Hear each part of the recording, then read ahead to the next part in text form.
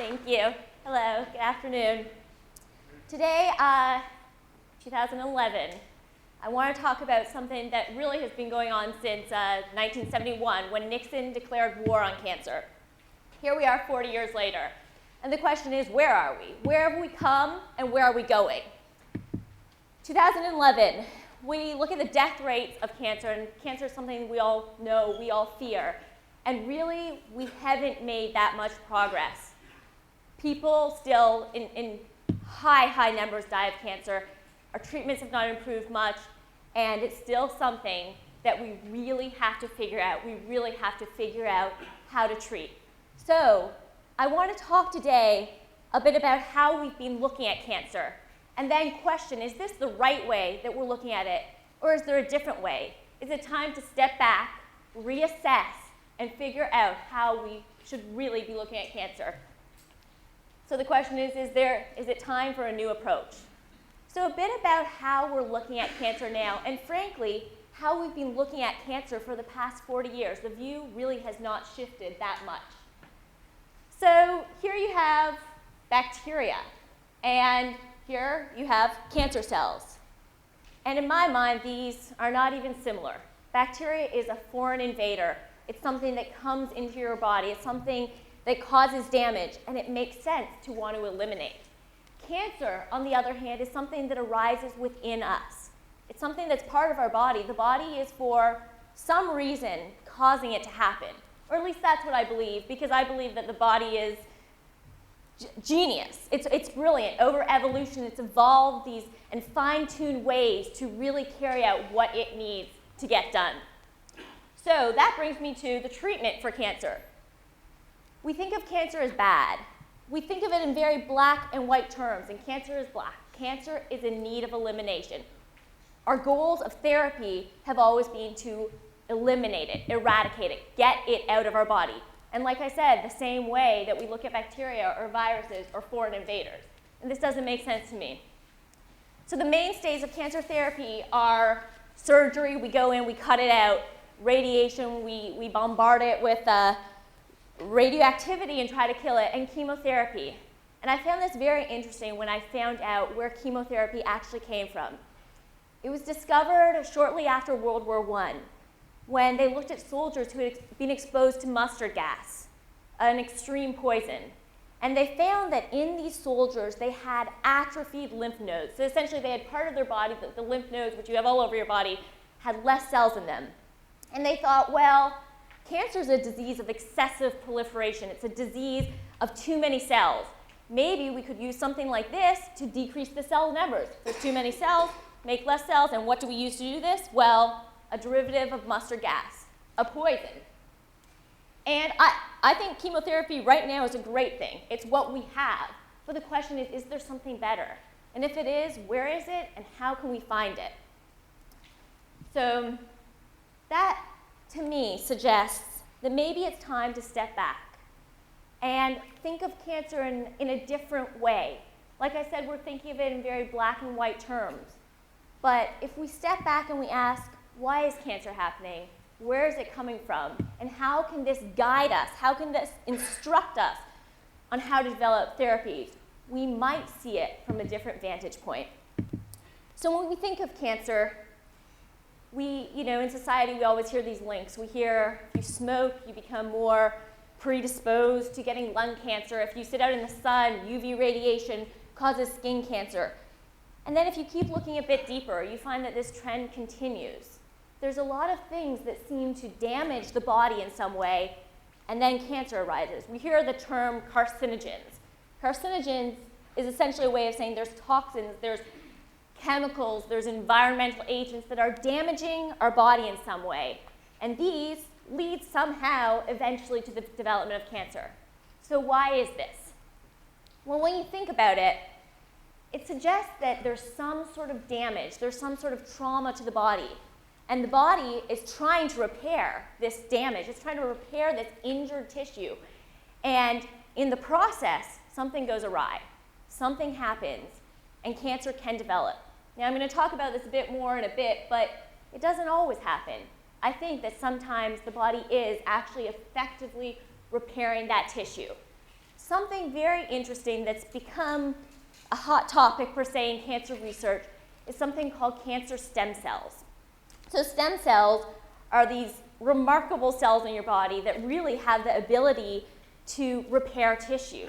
When you get a damage, when you get a fracture, when you get a muscle tear, these cells kick in and they start proliferating and they repair the damage.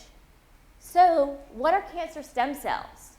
Well, it seems that when you look at cancer and you look at the cells that are actually at the root of it, the cells that are initiating this disease process, they might be stem cells.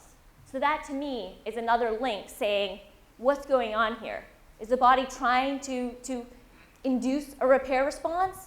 Are they trying to induce the proliferation of stem cells to really do good? Their intent is to repair, and somehow they get derailed along the way. And why do they get derailed? When does the body lose control? And how can we learn from this to better learn to instruct cancer and ultimately reach its end goal, which is repair and which is not to kill us?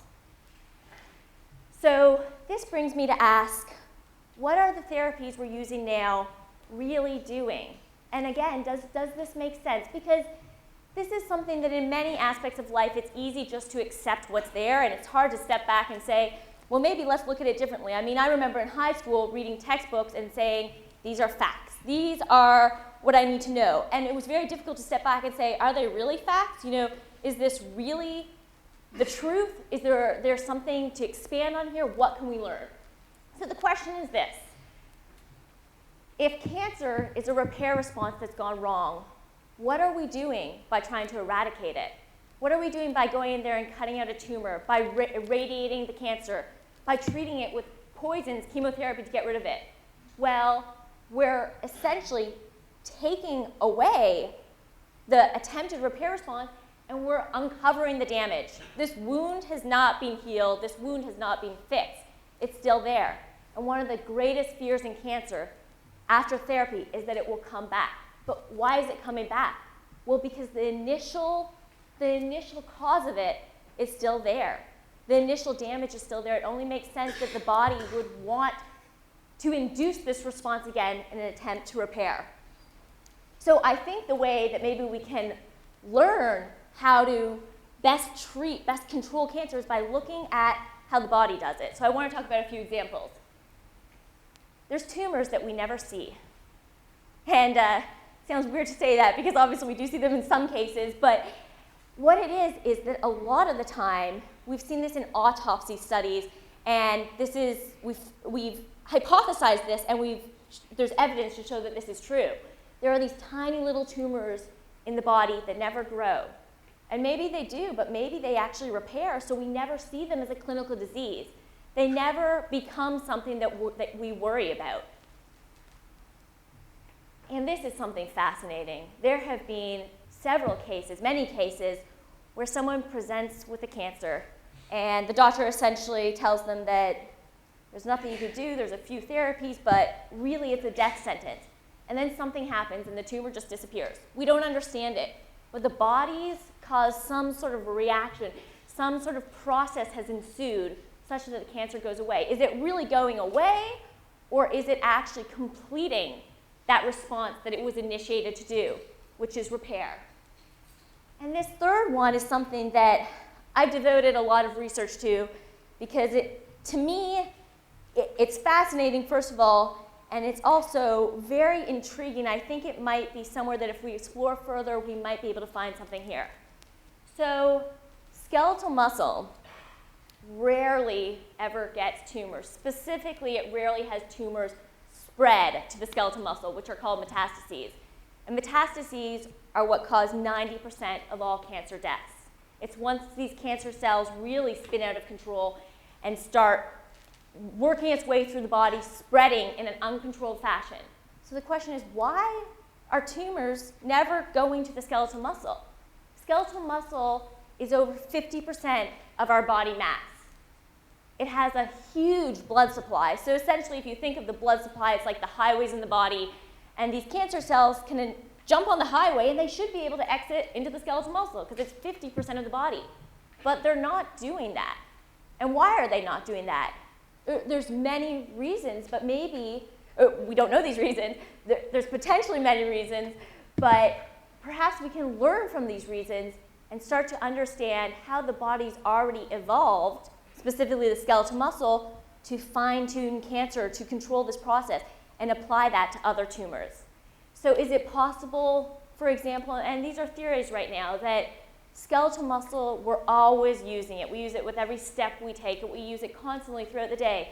Is it constantly being damaged, and is it constantly being repaired? So essentially, the body's fine-tuned this repair response in skeletal muscle since it happens so frequently, and evolution has had time to learn how to actually finish this process, to actually cause the repair. Maybe skeletal muscle's doing that.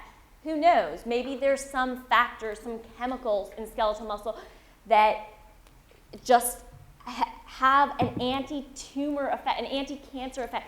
We don't know, but to me, it's this hotbed in the body that we can essentially tap into and maybe learn something from.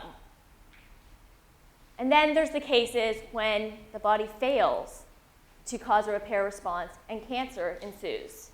What are these cases? When does it happen, and what can we learn from it? So maybe it's failed surveillance. The body has this intricate, amazing immune system where they're going around making sure that everything's normal within the body, making sure that everything's kept at bay, nothing's spinning out of control.